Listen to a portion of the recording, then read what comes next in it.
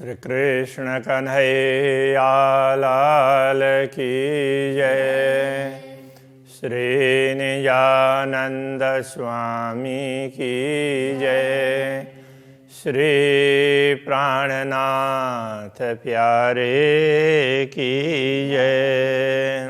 बात की हाशिया आकश नाम भी क्यों सहे, हक बिरहा बात सुन के झूठी देह पकड़ क्यों रहे। झूठी देह पकड़ क्यों रहे। श्री कृष्ण कन्हैया लाल की। ब्रह्मात्माओं की बात चल रही है। ये प्रकरण भी ब्रह्मात्माएं किस प्रकार की है और दुनिया किस प्रकार की है, ब्रह्मात्माओं का भाव कैसा होता है, उसका है। धामधनी से प्रार्थना कर रहे हैं कि हे धनी, कि ये आपने ये सब कुछ दिखाया, तो आपके आदेश ने सब कुछ दिखाया, फिर भी हमें थोड़ी सी दाग तो लग गई है। तो उस प्रसंग को चल रहा है। सो मैं गाया याद कर कर, कबों पाया न विरह रस। तो हमने भी विरह को गाया, आपके वियोग की बातें, किंतु वो रस उसका उसमें कि जिस प्रकार से आपकी दूरी का अनुभव होना चाहिए वो हमेशा नहीं होता है। नाम सहे ना हुकुम सहे, ना कछ सहे अकस। तो अब यदि हम आपके वियोग में हैं, आपको भूल गए, तो अब ये इस वियोग को ना तो हमारे नाम सहन करेंगे, ना आपका हुक्म, क्योंकि खेल तो उसी ने दिखाया है तो वो सहन करेगा, ना कछु सहे अकस, ना तो हमारे प्रतिबिंब स्वरूप ये सुरता सहन करेगी, वो तो हमें ही सहन करना पड़ेगा ना। और हंसी सब सोहेली पर ए हंसी सही न जाए। तो दूसरी सारी हंसी तो सरल होगी, क्योंकि वो बाहर बाहर की है, ये तो अंदर पीड़ा देने वाली है। तो इसलिए इस प्रकार की हंसी को सह नहीं सकते। अकस भी ना सह सके जब इलमें दिए पढ़ाए। तो हमारा प्रतिबिंब, ये परात्मा का प्रतिबिंब, हाँ परात्मा के हिसाब से कह रहे हैं। तो जब ब्रह्म ज्ञान प्राप्त होने पर ये शुरता भी जब समझ जाती है, तो फिर वो भी सहन नहीं कर सकेगी, तो फिर हम कैसे सहन कर पाएंगे। ना रहा इश्क अपना, ना रहा वतन सो। अब दुनिया को देखते हैं तो उस समय दुनिया की तरफ दृष्टि होते हुए ना हमें प्रेम दिखाई दे रहा है, हमें परस्पर ब्रह्मात्माओं का, ना ही परमधाम की समझ है। हकसों भी ना रहा, ना ही आपके साथ में हमारा कोई संबंध है, ये कुछ ख्याल है। तो कहा कहूँ हुक्म को, तो अब क्या बताएं। तो ये हुक्म ने कैसा ये दिखा दिया, तो अब हुक्म को क्या दोष दे, कि हमें कुछ भी तो पता नहीं चला। तुम ही आप देखाइया पहचान तुम इल्म। आपने ही आकर के हमें अपनी पहचान करवाई। स्वयं अक्षराते धामधनी ने प्रकट होकर के सदगुरु को अपनी पहचान करवाई, फिर सदगुरु के माध्यम से और ब्रह्मात्माओं को अपनी पहचान करवाई है। पहचान तुम इल्म, तो आपकी पहचान हमने आपके ज्ञान के द्वारा की है। तुम ही दई हिम्मत, उसके लिए पहचान करने की हिम्मत भी आपने ही दी है। तुम ही पकड़ाए कदम, आपने ही हमें अपने चरण पकड़ाए। तो कैसे पूर्ण ब्रह्म के चरणों से दूर नहीं हैं और कभी भी उनको नहीं भूलना चाहिए, ये सब जानकारी आपने ही तो दिलाई है। तुम ही इश्क देता हो, तुम ही दिया जोश, प्रेम आपने ही दिया, जोश आपने ही दिया। सोहबत भी तुम ही दही, और ब्रह्मात्माओं का संग, गुरुजनों का संसर्ग, ये भी तो आपने दिया।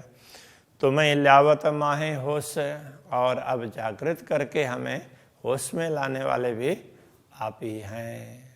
तो अभी तो हम बेहोश हैं, हमें कुछ ख्याल ही नहीं है, अचेत हैं, तो चेतना में जागृत करके सचेत करने वाले आप ही हैं। तुम्हें उतर आए अर्श से, इत तुम्हें कियो मिलाप, आप ही परम धाम से उतर करके अवतरित होकर के आए, और आपने ही दर्शन दे करके वो ब्रह्मात्माओं के मिलाप करवाया। तो आप ही मिले, हमसे मिलने के लिए आप ही आए। तुम्हें ही दही सुधा अर्श की, आपने ही परम धाम की समझ दी। ज्यों अर्श में हो आप, जिस प्रकार आप परम धाम में हैं, और उस प्रकार से आपने देखो पूर्ण ब्रह्म परमात्मा कैसे परम धाम में विराजमान है, ऐसा करके सारा दिखाया, वो आपने ही दिखाया है। सतगुरु श्री देवचंद्र जी को दर्शन दिया तो उस समय उनको लगा कि वो परम धाम दिखाया, तो श्री राज जी, श्यामा जी सिंहासन में विराजमान है, ब्रह्मात्माएं चारों तरफ बैठी है, मूल मिलावा। तो ये ऐसे सारे दृश्य तो किसने दिखाया? तो आपने ही दिखाया, अपने दर्शन भी आपने ही करवाया। तो मैं ही देखाई निश्वत, आपने ही अपने संबंध को दिखाया कि हम ब्रह्मात्माओं के साथ में हम ब्रह्मात्माएं कैसी आपके अंगनाएं हैं, तो इसलिए ब्रह्मात्माओं को भी आपने दिखाया। तो मैं ही देखाई खिलवत, तो खिलवत मूल मिलावा, तो उसको भी आपने दिखाया। तुम्हें ही दिखाया सुख कायम अखंड सुख, आपने दिखाया। तुम्हें ही दिखाई वाहिदत, और इन सब को आपने ही समझाया कि ये तो सब अद्वैत हैं, पूर्ण ब्रह्म परमात्मा के अद्वैत भाव में ही हैं, ये सब अलग अलग नहीं हैं, ये सब आपने दिखाया। खेल भी तुम दिखाया, दही फरामोशी भी तुम, खेल भी आपने दिखाया। और ये भ्रम फरामोशी, तो ये भ्रम की नींद है, वो भी आपने दिखाई। तो मैं जगावत जुगते, अब युक्ति पूर्वक आप ही जगा रहे हैं। अलग अलग उदाहरण दे करके इस ग्रंथ में ये लिखा है, वहाँ ये लिखा है, ये सारा बोल करके भी वो आप ही जगा रहे हैं। कोई नाई तुम बिना खसम, ये धनी आपके अतिरिक्त तो कोई है नहीं, तो सब कुछ आप ही हैं। बस ये सर्वम खलवेदम ब्रह्मा, ये सब कुछ परमात्मा ही है, तो ये आपके अतिरिक्त तो कुछ भी नहीं है। समझ में आए तो दूसरा कुछ लगता ही नहीं है, तो वो बता रहे हैं। तो ऐसी समझ होनी चाहिए। काऊ तरफ न देखाई अपनी, यूं रहे 14 तबक से दूर। और इस दुनिया में किसी को भी अपने तरफ नहीं दिखाया कि मतलब परमधाम कहाँ है, कैसा है, किसी को पता ही नहीं चला था। आपने प्रकट होकर के हमें समझाया तो पता चला कि आप इस प्रकार 14 लोक से तो बहुत दूर हैं। 14 लोक तो ऐसे ये दिखाया है देखने में। सो शहरग से नजीक तुम्हें, एक तरफ तो लगता है कि इतने दूर, और वैसे दूसरी तरफ सही अर्थ में देखें तो अब तो उससे भी हृदय और हृदय के मूल नली तो जुड़ी हुई है, तो उससे भी आप नजीक हैं। इस तरह से आपने दिखाया। हम को लिए कदमों हजूर, अब हमें दूरी का अनुभव करवा करके फिर अपने चरणों में ले लिया। हमें भी लगा कि हम धामधनी के चरणों में आ गए हैं, इस तरह से आपने अनुभव करवाया। मैं भी इत हो नहीं, ये भी कहावत तुम, और हम वास्तव में दुनिया में है नहीं, ये भी आपने ही कहलाया है। आपने ही हमें ये सब कह करके हमारी समझ को दृढ़ कर दिया। जब दूजे कर बैठाओगे तब खसम को कहेंगे हम। जब आप अलग करके बैठाएंगे, अलग बैठे हुए का अनुभव करवाएंगे, तभी तो हम आपको कह पाएंगे। बाकी तो हम तो आपके अंदर ही हैं, आपके अतिरिक्त तो कुछ है ही नहीं। दूजे तो हम है नहीं, ये बोले बेवरा बाहे दत्त का अद्वैत भूमिका का विवरण तो इस प्रकार से हम सब आपके ही अंग हैं, आपसे अतिरिक्त तो है ही नहीं। ज्यों खेलावत त्यों खेलत, आप जैसे चाहते हैं उसी हिसाब से हम खेलते हैं, आपने जैसे नचाया ऐसे ही हम नाच रहे हैं। ना तो क्या जाने बात बका, नहीं तो हम परम धाम की बात कैसे समझते हैं। यदि हम दुनिया को देखते हुए सब भूल गए तो हम परम धाम की बात समझते कैसे। तो आपने समझाया तो समझ में आ गई। ना तो नींद उड़े तन सुपना, ये रहवे क्यों करा। नहीं तो जैसे नींद उड़ जाए तो फिर स्वप्न के तन रहते ही नहीं, तो उसको भी आपने ही रखा और स्वप्न का तन भी है और फिर अखंड का अनुभव भी करवाया। देखो अचरज अद्भुत, धड़ बोले सिर वगैरह। तो कितना ये आश्चर्य वाली बात है, बड़ी अद्भुत बात ऐसी बनी कि ये धड़ है वो सिर के बिना ही बोल रहा है।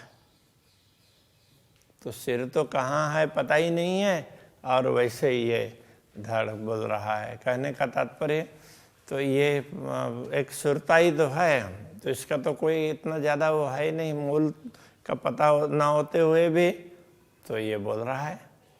तो इस तरह से ये सब आपने ही करवाया। धड़ एक दोए सुख न कहे, तिता अचरज बड़ा होए। यदि दुनिया में तो किसी का सिर धड़ से अलग हो जाए और धड़ कुछ बोलने लग जाए तो ये तो बड़ा आश्चर्य हो जाएगा, कैसे ऐसा हुआ। ये तन बिना बोले रूह अरस की, अरस की रूह अपने तन के बिना ही तो इस शरीर के द्वारा बोल रही है। तो यह दुनिया में नश्वर शरीर धारण करके बोल रही है। कहे वाणी बिना हिसाबे सोए, और बिना हिसाब ऐसी वाणी बोल रही है। अब परमधाम में तो मूल स्वरूप परमधाम में ही है, और नश्वर शरीर धारण करके तो ये परमधाम की बात इस उसके द्वारा निकल रही है। ये तो कितनी बड़ी बात है, ये आप ही करवा रहे हैं। सो भी बानी नहीं फना मिने, वो वाणी भी फना की नहीं है, फना में नहीं है, मतलब नश्वरता की नहीं है। अरस बका खोलिया द्वारा, उसने तो परमधाम के द्वार खोल कर दिखाए इस ब्रह्म ज्ञान ने। जो अब लगा किने ना खोलिया, अब तक किसी ने ऐसा काम नहीं किया था, किसी के द्वारा नहीं खोला था। कई हुए पैगम्बर अवतार, कितने ही पैगम्बर हो गए हैं, अवतार हो गए हैं, किंतु उन्होंने पैगम्बर या अवतार, पैगम्बर या तीर्थंकर कई हुए अवतार कि न ब्रोध न मेट्या विश्व का, किया नहीं निर्विकार। तो दुनिया को भी, दुनिया के मतभेदों को भी दूर नहीं किया और अखंड की बात तो समझा ही नहीं। अरस रूहें पहचान जाहिर, इन्हों कौल फैल हाल पार। तो परमधाम की आत्माओं के पहचान तो स्पष्ट है कि इनका मान वचन कर्म ये सब दुनिया के हिसाब से नहीं है, वो पार का है। सोई जाने पार वतने जाको बातों न रूह सो विचार। तो जो जिन आत्माओं को अपने मूल परात्मा के संदर्भ में ख्याल है वही इस बात को समझ सकती है और पार की बात समझ सकती है और सुखी रह सकती है। सो पट बका खोलिया और बोले न बका भी न। तो ऐसी ब्रह्मात्माएं भी, ब्रह्मात्माएं ही अखंड के द्वार खोल करके अखंड की ही बात करेंगी। उनको अखंड ही सही लगता है, दुनिया सही लगती नहीं। इन्हों पीठ दई 14 तबकों, करे जाहिर अरस रोशन। तो इन्होंने दुनिया की तरफ तो पीठ दी और तो परमधाम का प्रकाश दुनिया में फैलाया। 14 तबक की दुनी में बका तरफ न पाई किन। 14 लोग की दुनिया, उनको तो परमधाम के विषय में, अखंड के विषय में कुछ भी मालूम नहीं था। सो सबों ने देखिया किया जाहिर बका हक दिन।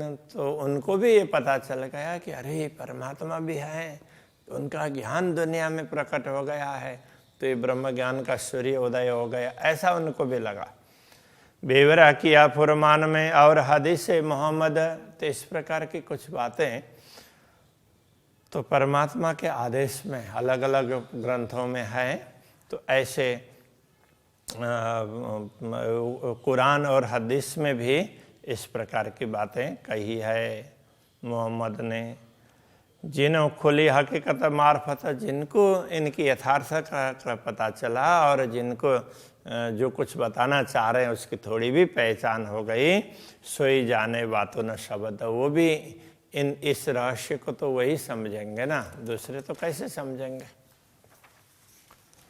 मोहम्मद सिखापन ए दई जो उतरे अरवाह सिरदार, तो मोहम्मद ने, रसूल ने इस प्रकार से उपदेश दिया कि ब्रह्मा आत्माएं तो शिरोमणि आत्माएं दुनिया में उतर आई है, ऐसा उन्होंने कहा।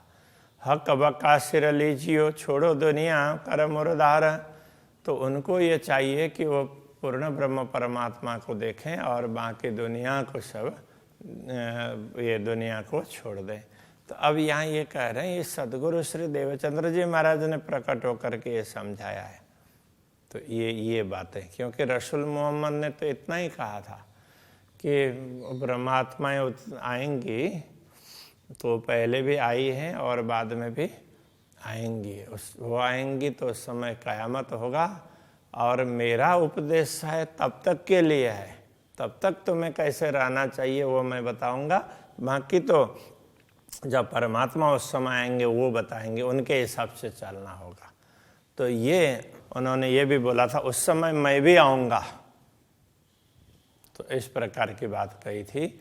जो भी परमात्मा की बात करेंगे, परमात्मा का काम करेंगे, उनको ही मोहम्मद कहते हैं। ये कोई व्यक्ति का नाम नहीं है, ये एक परमात्मा का काम करने वाली आत्मा, कोई आत्मा जिसके द्वारा परमात्मा अपना काम करवाते हैं, तो उसके लिए उस परंपरा में कहा है। और जितने भी पैगंबर हैं वो सारे ही मोहम्मद नाम से हैं, इस तरह से भी कहा हदीस में। तो इसलिए अभी ये सदगुरु देवचंद्र जी की बात कह रहे हैं कि जो परमधाम से अवतरित आत्माएं हैं उनको सदगुरु ने उपदेश दिया, और हक बका सिर लीजियो छोड़ो दुनिया कर मुरार। और उन्हीं सदगुरु ने क्या कहा, मोहम्मद कहे ए मोमिनो ए अरस अरवाह की रीत, ये परमधाम की रीत है ये ब्रह्मात्माओं। तो उन्होंने ये ब्रह्मात्माओं की रीत भात समझाई। हक बका लियो दिल में छोड़ो दुनिया कर पलित, अखंड को अपने हृदय में अखंड वस्तु को धारण करो, और ये दुनिया तो बहुत ही नीच है, इसको छोड़ो। अरस रूहें मोमिन लई मोहम्मद हिदायत, तो परमधाम की आत्माएं हैं, उन्होंने सतगुरु के मार्गदर्शन को, उनके उपदेश को शिरोधार्य किया।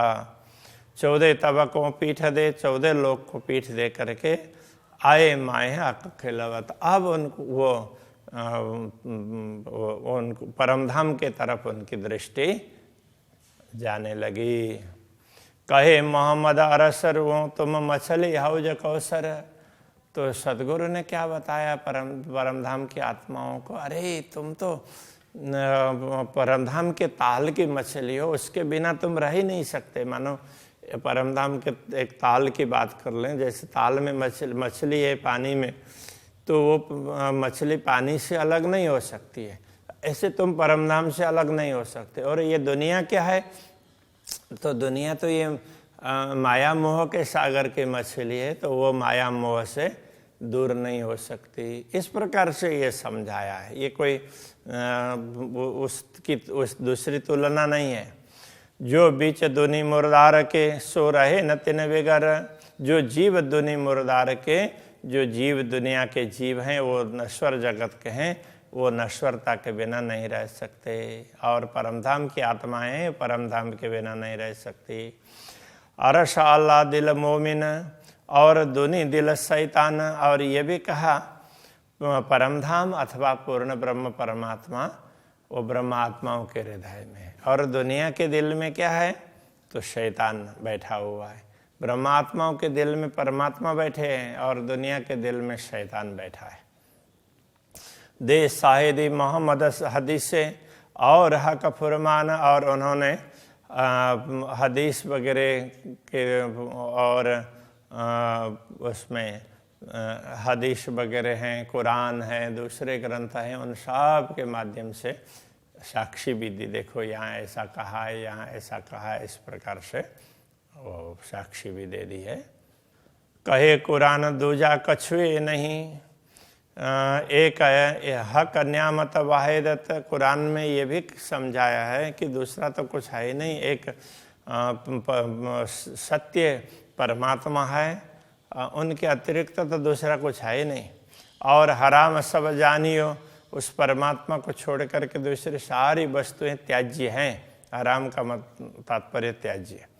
जो कछु दुनी लज्जत, दुनिया को जिसके प्रति स्वाद लग रहा है, अच्छी लग रही है, वो तो किसी काम का नहीं है, इस तरह से तो कहा हुआ है।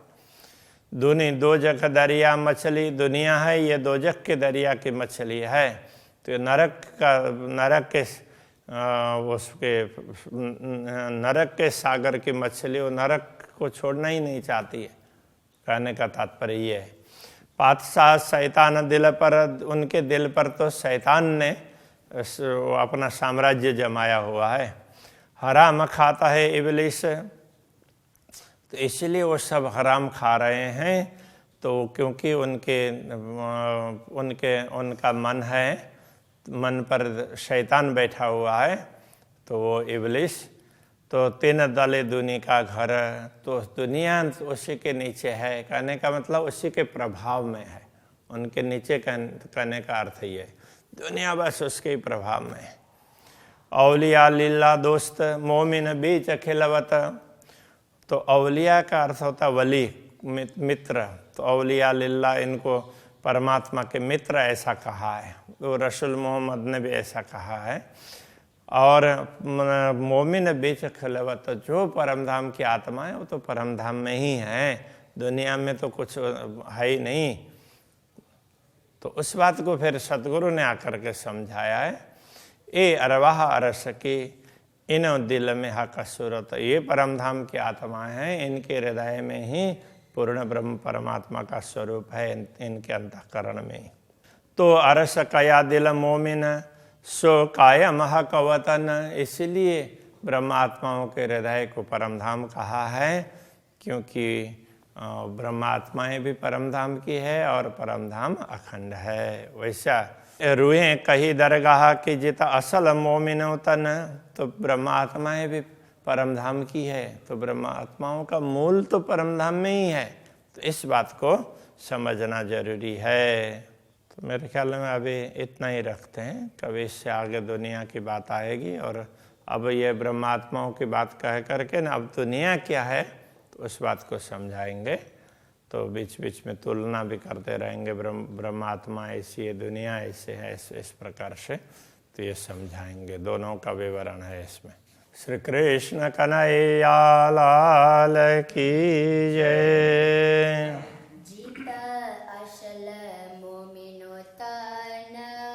जित असल मोमिनो तन, तो अरस कया दिल मोमिना, सो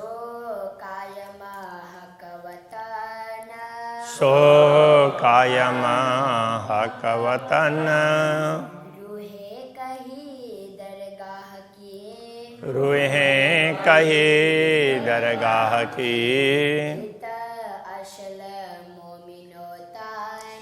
जित असल मोमिनो तन,